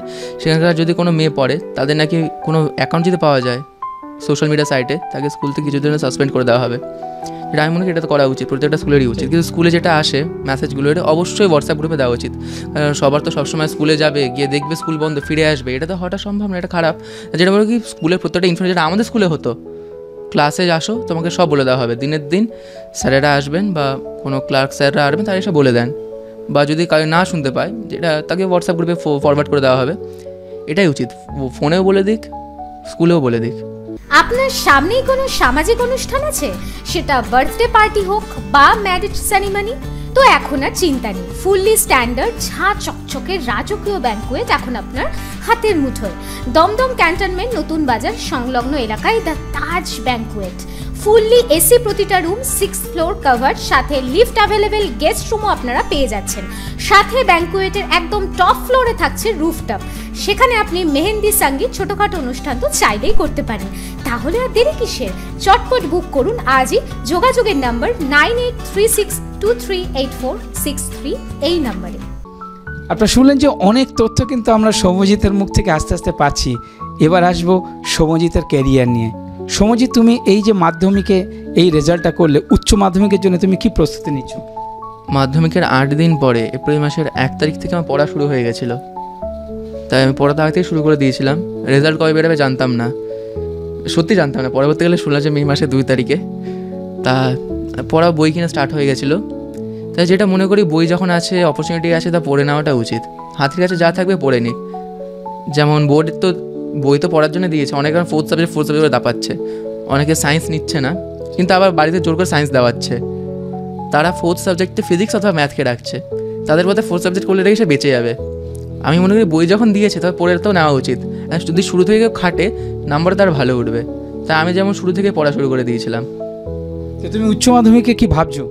উচ্চ মাধ্যমিকে ভাবছি তো কিছু একটা। উচ্চ মাধ্যমিক পড়ার সাথে সাথে আমি সাথে নিটের জন্য প্রিপারেশন নেওয়া শুরু করছি আর কি এখন থেকে। কারণ 11-12 সিলেবাসের ওপরে বেস করে নিটের প্রশ্ন হয়, আর নিটের প্রশ্ন একদম আপনি মুখস্থ করে যেতে পারবেন না, লিখতে পারবেন না। তাকে আবার কনসেপ্ট ক্লিয়ার থাকতে হবে, আপনার বিষয়টাকে ভালো করে বুঝতে হবে। আর যদি কেউ ভালো বুঝতে হবে তবে সে নিটে পাস করবে। কারণ নিট যেই প্রশ্ন এই টাইপেরই আসে। তো আগামী দিনে তুমি কি হতে চাও? আমি লাইফে কিছু চেক পয়েন্ট বানিয়ে রেখেছি। যেমন আমি 11-12 তো বাবা মা টেনে দিচ্ছে, তারপরে তো সবসময় তো সম্ভব হয় না। কারণ প্রত্যেকটা ছেলে টার্গেট থাকা উচিত, আমাকে নিজের পায়ে দাঁড়াতে হবে। তাই আমি যেটা ভেবেছি, 11-12 পরে আমি 12th শেষ হওয়ার পরে টিউশন স্টার্ট করবো, নিজের পার্সোনাল টিউশন, একটা হোক, দুটো হোক, যাই হোক, নিজের হাত খরচাতে পাবো, সেটা থেকে পড়াশোনা যতটা চালানো যায়। 12 পরে আমি যেটা বলেছিলাম, শিক্ষায় মানুষকে চেঞ্জ করতে পারে। শিক্ষাটা যে কাউকে চেঞ্জ করা যেতে পারে। তা আমি শিক্ষক হতে চাই প্রথমে, তারপরে আমি নিটের জন্য প্রিপারেশন তো নেওয়া স্টার্ট করেছি। মানে ডক্টর তো আমি অবশ্যই হতে চাই, একজন নিউরোসার্জেন্ট হওয়ার ইচ্ছা আছে আমার, কারণ আমাদের ইন্ডিয়াতে নিউরোসার্জেন্টের অভাব আছে প্রচণ্ড, যেখানে লোকেরা মাথায় আঘাত খেলে মরে যায়, অনেক ক্ষেত্রে এরকম মৃত্যুটা হয়ে থাকে ব্রেন ড্যামেজের কারণে। তা আমি নিউরোসার্জারির দিকে যেতে চাই, তারপরে পিএইচডি করতে চাই ওপরে, একজন সায়েন্টিস্ট হতে চাই। আমার যার কাছে পড়ি আর কি বায়োলজি, তিনি ক্যান্সার ড্রাগসের উপর রিসার্চ করেছেন, ক্যান্সার সেলসের উপর রিসার্চ করেছেন, তার 55 রিসার্চ পেপার আছে। এখন আমার টার্গেট হচ্ছে আমার তাকে মানে তার আগে আমাকে যেতে হবে। তার বই আছে 4-5টা, এক একটা বই দাম 20,000 18,000 থেকে শুরু হয়। বোস ইনস্টিটিউটের লোক উনি, প্রফেসর এখন যদিও। তা আমার টার্গেট হচ্ছে ওনার আগে আমাকে যেতে হবে, তা আমি সেটাই কিছু একটা করতে চাই, মানে আমার স্যারের আগে আমাকে যেতে হবে, এটা আমার টার্গেটে আছে। বলতে পারেন উনি আমার ইন্সপিরেশন টাইপের কিছু একটা। তা আমি ডক্টর তো হতে চাই, তা ডক্টর যদি পিএইচডি করতে হয়, পোস্ট ডক্টরেট করতে হয়, তাহলে আমার কমসে কম 45 বছর লেগে যাবে। তারপরে যেটা হয় আর কি, সায়েন্টিস্ট হয়ে গেলাম, শিক্ষকও হয়ে গেল। আমি লিখতে ভালোবাসি প্রচুর পরিমাণে, সত্যি কথা বলতে গেলে ছোটো থেকে টার্গেট ছিল আমার কিছু একটা তো হতে হবে, আমি লিখতে ভালো লাগে। আর মা বাবা জানে ছোটো থেকে আমি বলতাম সায়েন্টিস্ট হওয়ার ইচ্ছা আছে, যাই হোক। তা আমি লিখতে ভালোবাসি, আমি রাইটারও একটা পাশাপাশি হতে চাই। তারপরে আমি পলিটিক্সে এন্ট্রি নেবো, এটা যেটা বলছিলাম। পলিটিক্সে এন্ট্রি নেবে? হ্যাঁ, এটা তো একটা ভাববার বিষয়। যে কথাটা বললে তুমি, একটা পয়েন্ট খুব ভালো লাগলো, যে শিক্ষাই মানুষকে অনেক দূর পৌঁছে দেয়, এটা একদম বাস্তব সত্য। তার জন্য সেই শিক্ষাটাই মানুষের নেওয়া উচিত। আর পলিটিক্সে আসার কারণটা কি? আমি কিছু চেঞ্জেস আনতে চাই, পরিবর্তন। অনেক কিছু আছে যেটা আমি পরিবর্তিত করতে চাই। আমি যেটা বলছিলাম, এডুকেশন সেক্টরে অনেক পরিবর্তন আনতে চাই। আমাদের ওয়েস্ট বেঙ্গল বোর্ডের একটা বই আছে, আপনি দেখেছেন, আপনি তো দমদমের সাইডে থাকেন, আপনাদের বাড়ির ওখানে যত ছেলেমেয়ে আছে, ইভেন আপনার ছেলেমেয়ে তো হতে পারে, তারা কেউ সরকারি স্কুলে পড়িয়েছেন, প্রাইভেট স্কুলে পাঠিয়েছেন, কম কোথায় আছে আমাদের। আমি চাই এডুকেশন সেক্টরকে পরিবর্তিত করতে। আমাদের পশ্চিমবঙ্গে বসে একটা ছেলে যা পড়ছে, দূরে আপনি দেখে নিন দিল্লি অন্ধ্রপ্রদেশের সাইডে, সেই ছেলেমেয়ে তো সেম পড়া উচিত, শুধু তার ভাষাটা একটু আলাদা হয়েছে, কিন্তু আমি কেন পড়ছি না সেটা। আমি যে লাইন পড়বো ওই ছেলেকে সেম লাইন পড়া উচিত, তার অধিকার আছে, আমার অধিকার আছে। দিল্লি বোর্ডের যে বইগুলো এনসিইআরটি পুরো ইন্ডিয়াতে ম্যাক্সিমাম স্কুলে ফলো করা হয়, পড়ানো হয়, তাদের ক্ষমতা আছে, আমাদের কেন নেই? আমি যেটা মনে করি, আমি এখানে যা পড়বো ওইখানকার ছেলেমেয়েকেও সেম পড়তে হবে। সবাইকে, আমরা ইন্ডিয়ান, সবারই সমান অধিকার আছে, তা আমরা সেম জিনিসই পড়বো, সাম্যবাদ তো এটাই। তা আমি যেটা আনতে চাই, আমি যা পড়বো সেও তাই পড়বে, সব সিলেবাস সেম হবে, কোনো পার্থক্য থাকবে না। আমি যেটা দেখেছি, এখন আমাদের 11-এ বায়োলজিতে বায়োমলিকিউল বলে একটা চ্যাপ্টার আছে, কিন্তু ওটা আমাদের সেমিস্টার 1-এ কেমিস্ট্রিতে নেই, সেমিস্টার 2-তে আছে। তা আমাদের পড়ে লাভটা কী হবে? দুটোই থাকে, তাই দুই দিক থেকে আমাদের ভালো হয়ে যাবে। তাই দুটো সেমিস্টার 1-এ আনার চেষ্টা করা হতো, কেমিস্ট্রি স্যারে পড়ে দিচ্ছে, বায়োলজি স্যারে পড়ে দিচ্ছে, আমাদের খুব একটা অসুবিধা হতো না। যেমন আমাদের ফিজিক্সে ইন্টিগ্রেশন ডেরিভেটিভ লাগে, যদি আপনি করতে হয় প্রবলেমগুলো সলভ করতে হবে, ইন্টিগ্রেশন আর ডেরিভেটিভ লাগে, কিন্তু ইন্টিগ্রেশন আমাদের সিলেবাসে নেই, 12-এ গিয়ে আছে। আপনাকে লিমিট ব্যাপারে জানতে হবে, কনস্ট্যান্ট ব্যাপারে জানতে হবে, সেগুলো এখন নেই। এটা মনে করি যে সিলেবাসটা একটু সংশোধন করা যেত, যাতে প্রত্যেকটা রিলেটেড হতো, সব কিছু প্রত্যেকটা সাথে রিলেটেড হয়ে যেত, প্রত্যেক সাথে গুরুত্ব বেড়ে যাবে। আমি যেটা চাইছিলাম, দেখবেন আপনি কোনো স্কুলে, প্রাইভেট স্কুলে প্রচুর টাকা ইনকাম করে ওরা, প্রচুর শোষণ করা হয়, কিন্তু সবাই আবার ওখানেই পাঠাবে, মানে হয় ওখানে ভালো পড়ায়, হ্যাঁ, কিন্তু ওরা কি এসএসসি দিয়ে বেরাচ্ছে? ওরা কি এসএসসি দিয়ে বেরিয়েছে? পিএসসি দিয়ে ওরা বেরিয়েছে? গভর্নমেন্ট স্কুল পিএসসি যেতে হয়, ওদের যোগ্যতা বেশি না, আমাদের স্কুলের সাথে যোগ্যতা বেশি। আমাদের একটা স্যার আছে স্কুলে, উনি বলেছিলেন, আমি যদি স্কুলে এখন একদিনও না আসি না, আমার কোনো অসুবিধা হবে না, সরকার থেকে আমি কিছু সাসপেনশন লাগানো, কিছুদিন বা সাসপেন্ডে উঠেও যাবে, মাইনে আমি ঠিক পেয়ে যাবো। কারণ সরকারি চাকরি পাওয়া যতটা সহজ, যতটা কঠিন, তার 10 গুণ করে সরকারি চাকরি যাওয়া। তার স্কুলের প্রতি স্যার একটা গা হেলামি করে দেখছিলাম। তা আমি যেটা চাই, যে প্রত্যেকটা স্যার আছে, তাদেরকে ইন্সপেক্ট করা হয়, ক্যামেরা লাগিয়ে সে কেমন পড়াচ্ছে, সেই জিনিসটা যদি বোর্ডে সাবমিট করা হয়, তা দেখবেন স্যাররা ভালো করে পড়াবে, বাধ্য হবে তিনি। দমদম এয়ারপোর্টের কাছাকাছি মনোরম পরিবেশে ফ্ল্যাট খুঁজছেন? একদিকে রেল স্টেশন, অপরদিকে মেট্রো স্টেশন, দামেও কম, পরিবেশও ভালো। ইচ্ছুক ব্যক্তিরা আজই যোগাযোগ করুন 6289884890 এই নাম্বারে। খুব ভালো একটা প্রশ্ন কিন্তু ও তুলে ধরলো, সেটা হচ্ছে যে যেমনি প্রত্যেকটা ক্লাসে যদি সিসিটিভি রাখা হয়, যে মাস্টারমশাইরা কি পড়াচ্ছেন, ভিত সেখান থেকেই তৈরি হয়। আমরা বলি স্কুল হচ্ছে জীবনের প্রথম কারিগর, যেখান থেকে কারিগরি শেখানো হয়, আর সেই জায়গায় যদি দুর্বলতা থাকে তো ছেলেমেয়েরা শিখবে কি? তো ফার্স্ট হচ্ছে মাস্টারমশাইয়ের দরকার, মাস্টারমশাইটাকে ঠিক হওয়া, মাস্টারমশাই যদি ঠিক হয়, ছেলেমেয়েরা 100% ঠিক হতে বাধ্য। একটা প্রশ্ন কিন্তু বললো যে কোনো একটা স্কুল বারাসাতের, যেখানে মেয়েদের যদি কোনো অ্যাকাউন্ট, ছেলে মেয়েদের স্টুডেন্টদের যদি 18 বছর নিচে কোনো অ্যাকাউন্ট থাকে, তাকে স্কুল থেকে তাড়িয়ে দেয়। এটা একদম বাধ্যতামূলক করা, প্রত্যেকটি স্কুলে এটা করা উচিত। আরেকটা প্রশ্ন কিন্তু বারবার তুলেছেন, সেটা হচ্ছে যে আপনি জিজ্ঞেস করুন, আপনি একজন মাস্টারমশাই সরকারি স্কুলে চাকরি করেন, আপনি ছেলে মেয়েকে পড়াচ্ছেন ইংলিশ মিডিয়াম স্কুলে, এটা কেন হবে? তার মানে আপনি চাইছেন যে এই মাধ্যমিক বোর্ড বা ওয়েস্ট বেঙ্গল গভর্নমেন্ট বাংলা স্কুলটাকে পড়ানো হয় না, তাহলে আপনার চাকরি করার অধিকার আপনার নেই। এটা প্রত্যেকটা মাস্টারমশাইকে আমি বার্তা দিতে চাই, এবং এটা গভর্নমেন্টের তরফ থেকে এটা প্রত্যেকটা টিচারদের এটা ভেরিফাই করা উচিত যে আপনি আপনার ছেলে মেয়েদেরকে পড়াচ্ছেন ইংলিশ মিডিয়াম স্কুলে, আর আপনি চাকরি খুঁজছেন সরকারি স্কুলে। কেন আপনি প্রাইভেট স্কুলে যাচ্ছেন না? তাহলে আপনার উচিত প্রাইভেট স্কুলটাকে চুজ করা, সরকারি স্কুলটাকে ছেড়ে দেওয়া। তাতে করে যাদের মধ্যে সেই মান আছে, সেই দক্ষতা আছে, সেই দক্ষতার ভিত্তিতে সেই স্কুলে সে এন্ট্রি পাবে। আজকে আপনারা দেখতেই পাচ্ছেন যে আজকে চাকরিহারারা কিভাবে ঘুরে বেড়াচ্ছে। তার মধ্যে কি ভালো ছেলে মেয়ে নেই? ভালো শিক্ষক শিক্ষিকা নেই? 100% আছে। তাদের জন্য এই দরজাটা খুলে দেওয়া দরকার। আর গভর্নমেন্টের এটা ভেবে নেওয়া উচিত যে আপনি আপনার ছেলে মেয়েকে পড়াবেন প্রাইভেট স্কুলে আর চাকরি করবেন সরকারি স্কুলে, এটা কোনোভাবে হতে দেওয়া যায় না। তো এসটিভি বাংলার পক্ষ থেকে এই বার্তাটা প্রত্যেকটা মাস্টারমশাইকে আমরা দিই, যদি আপনারা আপনার ছেলেদের মেয়েকে যদি আপনারা সরকারি স্কুলে না পড়ান, তাহলে আপনি সরকারি স্কুলে চাকরি করার অধিকার আপনার নেই। তার মানে আপনিই বলতে চাইছেন যে এই সরকারি স্কুলে পড়াশোনা হয় না, তাহলে সেই স্কুলে আপনি কেন চাকরি করবেন? আর আজকে সৌম্যজিতের মতন ছেলেমেয়েরা যারা সরকারি স্কুল থেকে পাশ করছে, সরকারি স্কুল থেকে ভালো রেজাল্ট করছে, তারা কিন্তু আরও চাইছে আরও বেটার স্কুল, আরও ভালো মাস্টারমশাই, আরও ভালো শিক্ষা প্রতিষ্ঠান, আরও ভালো শিক্ষা। তো সেই জায়গায় দাঁড়িয়ে আজকে সৌম্যজিতের প্রত্যেকটা কথা আমরা কিন্তু এই বার্তাটা সরকারের কাছে পৌঁছে দিতে চাই, সাধারণ মানুষের কাছে পৌঁছে দিতে চাই। আপনারা দেখেন বিভিন্ন টিভিতে দেখছেন, এ ফার্স্ট হয়েছে, বাবা মা মিষ্টি খাওয়াচ্ছে। আরে সে ফার্স্ট কোথা থেকে হলো, কিভাবে হলো, তার মধ্যে কি দক্ষতা আছে, সে কি মানুষকে বার্তা দিতে চায়, সেটা কিন্তু কোনো চ্যানেল তুলে ধরছে না। এসটিভি বাংলা প্রতি মুহূর্তে এই প্রতিবাদের মধ্যে কি প্রতিভা লুকিয়ে আছে সেটা পরিস্ফুট করার জন্য কিন্তু আমরা এগিয়ে এসেছি আজ এই বিড়াতে। তাই এবারে আমরা একটু অন্য প্রসঙ্গে যাব। সৌম্যজিৎ, তোমার বন্ধুবান্ধব আছে? হ্যাঁ আছে। আচ্ছা, তো বন্ধুবান্ধবদের সাথে কী ধরনের আড্ডা টাড্ডা হয়? বন্ধুদের মধ্যে আড্ডা তো অবশ্যই হয়। আমার অনেক বন্ধুরা আসে, যেমন অনেক বন্ধু তো সবারই থাকে। আমার একটা কোয়ালিটি আছে, আমি সবার সাথে খুব তাড়াতাড়ি বন্ধুত্ব করে নিতে পারি। এটা জানি না কী টাইপের কোয়ালিটি। তা আমার বন্ধু তো প্রচুর আছে। তাই ছেলে এখন যেটা দেখি, অনেক ছেলেরা আছে যারা মনে করে মেয়েদের সাথে মেশাটা উচিত নয়, মেয়েদেরকে এড়িয়ে চলে, কারণ ওরা খারাপ সাইডে ভাবে। আমি মনে হয় ছেলে মেয়ে সবারই সমান অধিকার আছে সবার সাথে মেশার। যদি আমি ছেলে হয়ে মেয়েদের সাথে না মিশে, মেয়েরা আমাদের সাথে মিশবে না, সমাজের মধ্যে সমানতা বা সাম্যতা এটা বজায় থাকবে না। আমাদের প্রচুর বন্ধু আছে, সবার সাথে মিশি। দেখুন, আড্ডাটা সবসময় ভালো দিকে হওয়া উচিত। খারাপ দিকে যদি ঢুকে যান তাহলে আমার জীবনটাও খারাপ হবে। কারণ যদি একটা ছেলে হাড়ির মধ্যে বা কোনো ঝুড়ির মধ্যে একটা ফল আছে না, পচা ফল, সে ইথিলিন নিঃসৃত করে, সেটা হরমোন যেটা বাকি সব ফল লেগে পচিয়ে দেয়। কিন্তু আমরা ওই ফলটাই ফেলে দিই, তাই ইথিলিন আসবে না, তো আপনার ফল কী করে পচবে?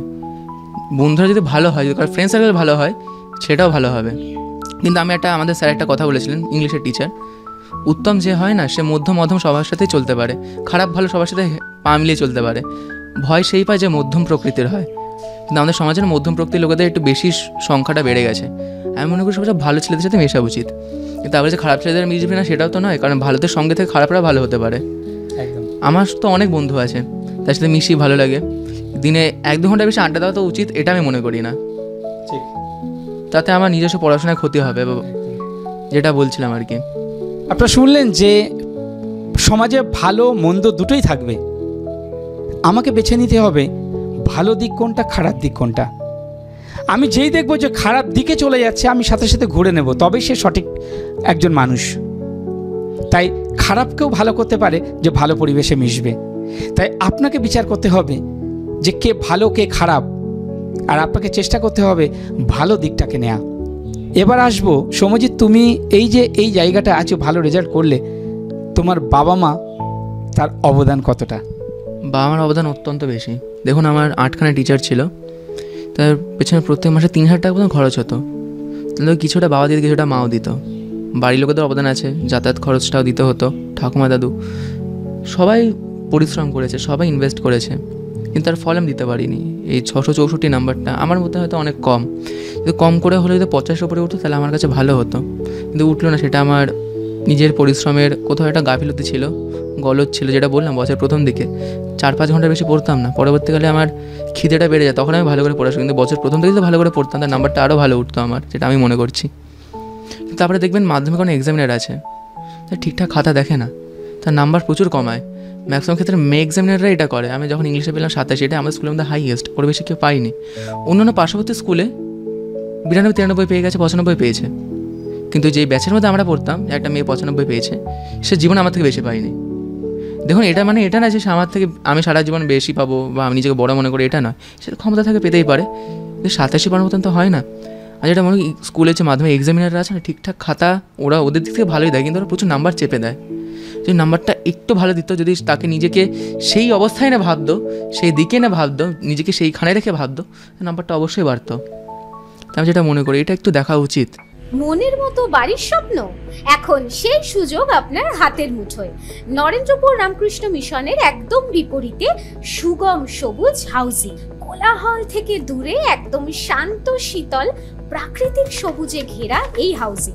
ফ্ল্যাটের গাড়ি পার্কিং থেকে শুরু করে লাইব্রেরি, জিম থেকে শুরু করে সিকিউরিটি, এছাড়াও বিবিধ সুবিধা পেয়ে যাচ্ছেন, সাথে বড় বড় রুম, উন্মুক্ত বাতাস, খোলামেলা পরিবেশ। তাই আর কি চাই, এই সুযোগ হাতছাড়া করবেন না। নিজের স্বপ্নের বাড়ি নিজের করে কিনতে আজই সত্বর যোগাযোগ করুন। যোগাযোগের নাম্বার 8340220571, আরেকটি নাম্বার 24238105, এই নাম্বারে। আচ্ছা, এই জায়গায় কি তোমার মনে হচ্ছে না যে যেহেতু একটা মাস্টার মশাইদের মধ্যে চাকরি যাওয়া নিয়ে একটা টেনশনে আছে, সেই সময়ে এই খাতা দেখার ব্যাপারটা এসে তাতে কি মেন্টালি একটু ওরা ডিস্টার্বের জন্য নাম্বারটা কম হতে পারে? মাধ্যমিকে এটা তো চাকরি যাওয়ার ব্যাপারটা এখন এসেছে, কিন্তু নাম্বার কমা তো শুরু থেকে শুরু হয়ে আসছে। আপনি কাউকে দেবেন ফুল নাম্বার 100 বাংলা ইংলিশে, অনেকে তো 90ও দেয় না, কমাতেই থাকে। সে তাকে নিজের জায়গায় এনে ভাবে না, নাম্বার প্রচুর কমায়। এর জন্য ছেলেদের যেটা ভালো স্বপ্ন দেখে বড় কিছু হওয়া, সেটা আগেই ভেঙে যায়। আমি যেটা মনে করি নাম্বারটা নিজেকে সেই জায়গায়, আমি যেমন আমার বাংলার টিচার আছে, তিনি হেড এক্সামিনার একজন বাংলার, মাধ্যমিক রেজাল্ট পেনের একদিন আগে তাকে বোর্ড ফোন করেছে, ফোন করে বলছে যে এই 3টা খাতা তোমাকে পাঠাচ্ছে, এটা একবার দেখো তো, তোমার আন্ডারে যে খাতাটা চেক করেছে সেইটাকে কমিয়েছে, কিন্তু সে অন্য সাবজেক্টের নাম্বার বেড়ে গেছে। বোর্ড এটা দেখেছে, দেখে ফোন করলো, স্যার দেখলো সত্যি তো নাম্বার তো বাড়ার কথা, সে 90 নিচে পেয়েছে, স্যারের হাতে হলে সে 93 পেয়ে যেত, স্যার বলছিলেন। স্কুটনি করলেন, তারপরে দেখলেন নাম্বারটা তো বাড়ছে, কিন্তু উনি কিছু করতে পারলেন না, কারণ কিছুক্ষণ আগে উনি রাইট পেরে ঠিক বেরিয়ে গেছেন। কারণ এই হেড এক্সামিনারদের খুব একটা চাপ হয় না, যা দেখে তার জুনিয়ররা দেখে। তো তিনি পরে দেখছেন আমি দেখতাম তো আমার কাছে নাম্বারটা বেড়ে যেত। স্যার যেটা বলছিলেন, তিনি যদি এখন সেখানে নাম্বার বাড়াতেন অনেক ঝামেলা হতো, তার নিজেরও একটু অসুবিধা হতো, তার হাতের চাকরিরা যেতে পারতো, তাই তিনি এটা করেননি। আমি যেটা নাম্বারটা একটু নিজেকে সেই জায়গায় এনে অবস্থায় দেখে তারপর নাম্বারটা দেওয়া উচিত। যেরকম আমার এসেছে ইতিহাসে, যেখানে নাম্বার কেউ দেয় না, ইতিহাসে নাম্বার সত্যি কেউ দেয় না, সেখানে 96 পাওয়াটা বড় ব্যাপার। তারপরে আমাদের স্কুলে একটা ছেলে 96-এর পর ডিরেক্ট 91, এটা এখন নাম্বারটা শিফট করে যাচ্ছে। সে হয়তো লেখেনি ভালো, কিন্তু আমি মনে করি সেখানে গিয়ে আপনাকে নিজেকে সেই জায়গায় দেখে তারপরে নাম্বারটা বসানো উচিত। তার মানে এখানে আরেকটা প্রশ্ন কিন্তু তুলে ধরলো, সেটা হচ্ছে এক্সামিনারদের ভূমিকা। যদি এক্সামিনাররা একটু খাতাটাকে সুন্দর করে দেখে, আর তার জীবনের প্রথম ধাপ মাধ্যমিক পরীক্ষা, সেখানে যদি সত্যি সে পড়াশোনাটা করে থাকে, সে যদি সুন্দর লিখে থাকে, তার নাম্বারটা যদি একটু বাড়িয়ে দেওয়া হয়, আমার মনে হয় পরবর্তী ধাপগুলো সে তার মেন্টালিটি আরও এগিয়ে যাবে বড় হওয়ার জন্যে। তাই এক্ষেত্রে এক্সামিনারেরও একটা ভূমিকা কিন্তু রয়ে গেল, যে তারা যদি একটু খাতাটাকে ভালো করে দেখেন, এবং বিশেষ করে এই বার্তাটা যারা হেড এক্সামিনার আছে তাদেরকে মনে হয় প্রত্যেকটা লেভেলে এটা পৌঁছে দেওয়া দরকার, যে যারা খাতা দেখে তাদেরকে একটু স্ক্রুটনি করে নাম্বারটা যদি যাদের পাওয়ার যোগ্য, তাহলে যারা দেখছে যে আমি নাম্বারটা এতটা পাবো, কিন্তু পরবর্তীকালে যখন সে রিভিউ করে দেখা যাচ্ছে সে নাম্বারটা বেড়ে যাচ্ছে, তাহলে প্রথমে কেন দেওয়া হলো না? রিভিউ করলে ওরা নিজের ভুলটা দেখবে না, ওরা যদি করতে যায় তা তাদের চাকরি নিয়ে টানাটানি হবে। তা আপনি কেন আগে নাম্বার বসাননি, যেটা আমাদের স্যার বলছিলেন। রিভিউ করলে ওরা নো চেঞ্জ বলে লিখে দেয়, খুব একটা নাম্বার চেঞ্জ হয় না, খুব কম ক্ষেত্রে হয় এটা। আর যদি আপনি RTI করেন, কোর্টে চ্যালেঞ্জ করেন, সেখানে তো অবশ্যই তার গায়ে তো লাগবে, সে তো নাম্বার তখন ইচ্ছে করে কমিয়ে দেবে, খুব একটা কেস এটা বাড়ে না। তাই মনে হয় মাধ্যমিকে যেই টাইমে খাতা দেখতে যায় 3 মাসের মধ্যে, তার মধ্যে দেখে দেওয়াটা উচিত। ঠিক। তার মানে ওর বক্তব্য অনুযায়ী বোঝা গেল যে যখনই খাতাটা দেখছেন সেই মুহূর্তে একটু চিন্তা ভাবনা করে বাড়ির গণ্ডগোলকে দূরে সরিয়ে ঠান্ডা মাথায় সুন্দরভাবে দেখে তার নাম্বারিংটা করা উচিত। তো যাই হোক, আমরা মোটামুটি আজ সৌম্যজিৎ থেকে অনেক অনেক তথ্য পেলাম, যেখানে আমাদের এই তথ্যটা সম্পূর্ণ হবে না যদি আমরা তার বাবা মায়ের থেকে দু এক কথা না শুনি। তো আমরা এবারে চলে আসছি আমাদের এই সহকর্মী বনশ্রী তার বাবা মায়ের কিছু তথ্য আপনাদের সামনে সেটা তুলে ধরবে। দেখতে থাকুন।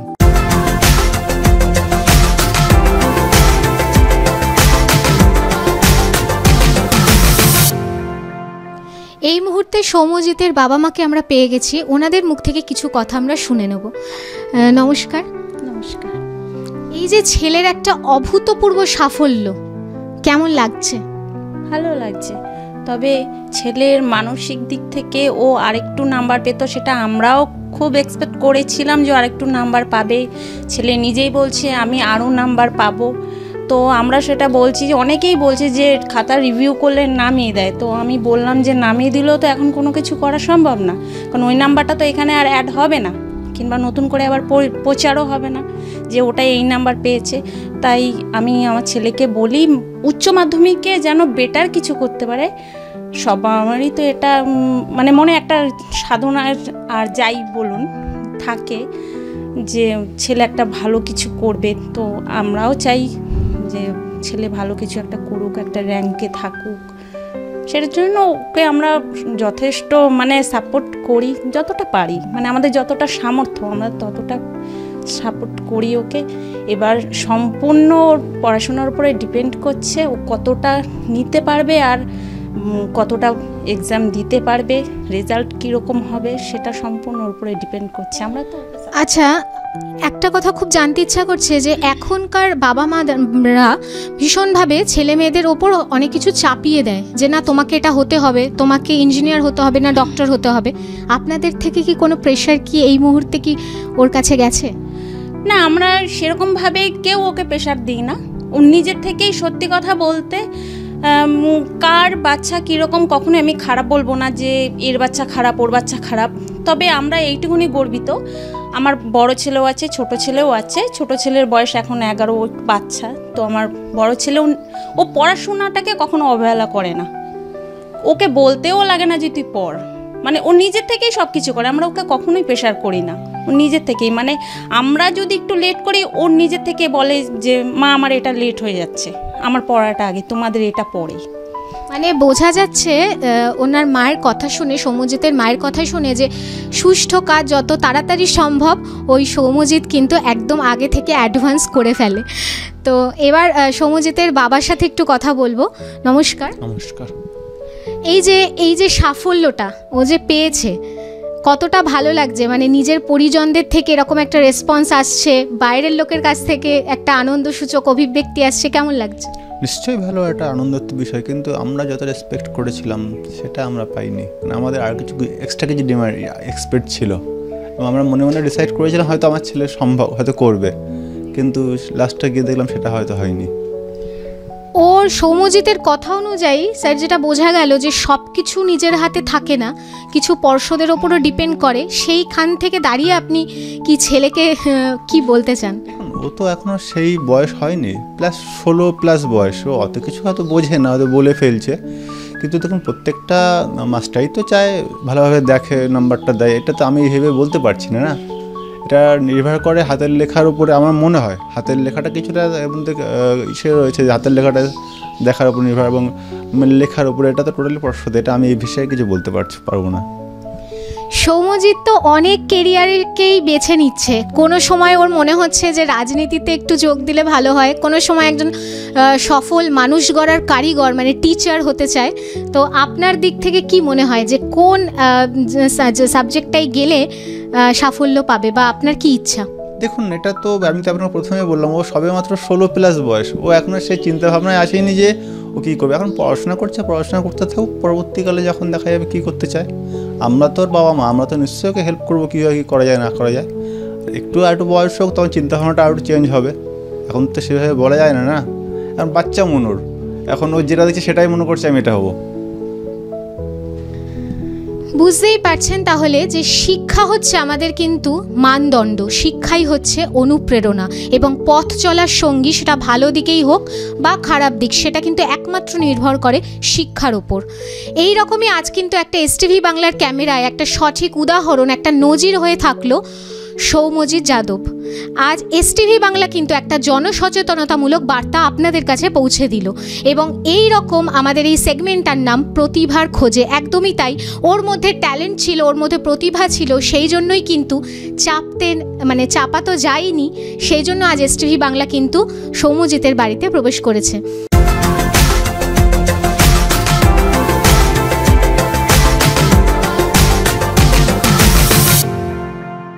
কথাতেই আছে শিক্ষাই হচ্ছে প্রধান মানদণ্ড, শিক্ষাই হচ্ছে সঠিক অনুপ্রেরণা এবং পথ চলার সাথী এবং ভালো বন্ধু যদি হয় একমাত্র কিন্তু বই আর সেই শিক্ষা। একদমই তাই, কারণ এসটিভি বাংলা সর্বদাই এই নতুনের খোঁজে প্রতিভাদের নিয়ে কিন্তু এগিয়ে যেতে কিন্তু সক্ষম। সুতরাং আজ কিন্তু এই সৌম্যজিৎ যাদব আমাদের চোখে বা আপনাদের সবার চোখে একটা নজির স্থাপন করলো। ও কিন্তু এত ছোট বয়সেও এত ওর প্রতিভা এবং ওর ভাবনাগুলো এতটাই সেই উচ্চ জায়গায়, কিছু তো বলার অপেক্ষাই রাখে না। সুতরাং আপনাদের মধ্যেও যদি এই রকম কোনো ভাবনা থাকে বা এই রকম যদি কোনো প্রতিভা থাকে, অবশ্যই আমাদের জানাতে পারেন, এসটিভি বাংলা চলে যাবে আপনাদের দরজায়। আজ এই যে চেতনা সম্মান বা এই প্রতিভার খোঁজে আমাদের যে অনুষ্ঠান, চেতনা সম্মান না দিলে তো হয় না। সুতরাং ওর বাবা মাও সামনে আছে এবং সৌম্যজিৎ যাদব সামনে আছে। এই অ্যাওয়ার্ড এসটিভি বাংলার পক্ষ থেকে আমি ওর হাতে তুলে দিচ্ছি এবং বাবা মাকেও বলবো একটুখানি ওর সাথে এই অ্যাওয়ার্ডটা ধরতে, এবং একটা উন্নত মানের কিন্তু নজির হয়ে সাক্ষী থাকলো আজ এসটিভি বাংলার পর্দায়। এই রকম জনসচেতনতামূলক বার্তা কিন্তু আমরাই পৌঁছে দিই। কিন্তু এই যে অ্যাওয়ার্ডটা পেয়ে সৌম্যজিতের কেমন লাগছে সেই দু চার কথা ওর মুখ থেকে একটু শুনে নেব। তোমার কেমন লাগছে এই চেতনা সম্মান অ্যাওয়ার্ড পেয়ে? আমি কখনো জানতামই না আমার বাড়িতে এরকম আপনারা আসবেন। কালকে হঠাৎ করে পড়া থেকে আসলাম, পাপা বলল, তা অবশ্যই ভালো লাগছে। দেখুন, যদি আমার পড়া না থাকতো আপনাদের এই ওখানটা আমি যেতাম, কিন্তু সত্যি বলছি নিরাপত্তার সবচেয়ে বড় উত্তর, যেটা আমি মানি। আমার তো অবশ্যই ভালো লাগছে এটা পেয়ে। আমি চাই আরও অনেকে যেন এটা পাক, আরও লোকেরা যাদের প্রতিভা আছে তারা যেন এটা পেয়ে যায়, তাদের হাতেও যেন এটা পৌঁছায়, তবে তারা উৎসাহ পাবে আগে এগানোর। কোনো একটা অ্যাওয়ার্ড পেলে মনে হয় না যে আগামী দিনের আমার পথটা আরও মসৃণ হলো, আরও আমি এগিয়ে যেতে পারলাম? এই অ্যাওয়ার্ডটা কতটা সেই জায়গায় পেলে? তো উৎসাহ যেটা আমি পেয়েছি, আমি তো এগাবো। আমি চাই আরও লোকেরা যেন সেই উৎসাহ পায় যাতে তারা আরও এগিয়ে যেতে পারে। একটু মায়ের সাথে কথা বলে নেব। আপনার কেমন লাগছে এই চেতনা সম্মান অ্যাওয়ার্ড ছেলে পেল? আমার খুবই ভালো লাগছে। সম্মানটাই হচ্ছে অনেক বড় একটা জিনিস। এটা পাওয়া না পাওয়ার উপরে কোনো কিছু ভিত্তি করে না, কিন্তু সম্মানটা অনেক বড়। আমার ছেলে যে এই সম্মানটা পেয়েছে সেটা আমরা সবাই গর্বিত। আগামী দিনে আরও বাচ্চারা আছে যাদের বলবো একটু কষ্ট করে তোমরা এই পড়াশোনাটাকে ভালোবাসো, পড়াশোনাটাকে করে নাও, নিজের থেকে কাছে টেনে নাও, তাহলে এরকম সম্মান প্রত্যেকটা ঘরের ছেলেমেয়েরা পাবে। আমরাও সেটা আগামী দিনে দেখতে চাই, কারণ পড়াশোনা এমন একটা জিনিস, এটাকে ভালোবাসলে সে অনেক কিছু দেবে, অনেক কিছু দেবে। এবং বাবার কাছ থেকেও দু চার কথা একটু শুনে নেব। কেমন লাগছে এই চেতনা সম্মান অ্যাওয়ার্ড ও পেলো যে? খুব ভালো লাগছে আমাদের, আমরা খুব আনন্দ পেয়েছি। এই আপনারা এসছেন, দিয়েছেন, এই জন্য আপনাদের অজস্র কৃতজ্ঞতা জানাই। কিন্তু দেখুন, আমাদের মতো যারা গরিব পরিবারে তাদের খুব কষ্ট হয় একটা ছেলেকে মানুষ করতে। যথারীতি আমরাও সেটা ফেস করেছি এবং এখনও ফেস করে যাচ্ছি। যাই হোক, ভালো করেছে, আমরা এতে খুব খুশি, আনন্দিত। আপনারাও এসছেন, আপনাদের অজস্র ধন্যবাদ। একদমই তাই দর্শক বন্ধুরা, এই রকম প্রতিভা যদি আপনার ছেলেমেয়ের মধ্যেও যদি থাকে বা এই রকম জনসচেতনতামূলক বার্তা যদি আপনারাও সমাজের জন্য সুষ্ঠুভাবে যদি দিতে চান, একটা সঠিক সমাজ গড়ে তুলতে চান, তাহলে অবশ্যই আমাদের সাথে যোগাযোগ করতে পারেন। আমরা পৌঁছে যাব এই সৌম্যজিতের মতোই কিন্তু আপনাদের দরজায় বা আপনাদের ঠিকানায়। এসটিভি বাংলা সর্বদাই জানেন যে নতুনের জন্য এবং নতুন নতুন অনুষ্ঠান নিয়ে আপনাদের সামনে প্রতিনিয়ত হাজির হচ্ছে।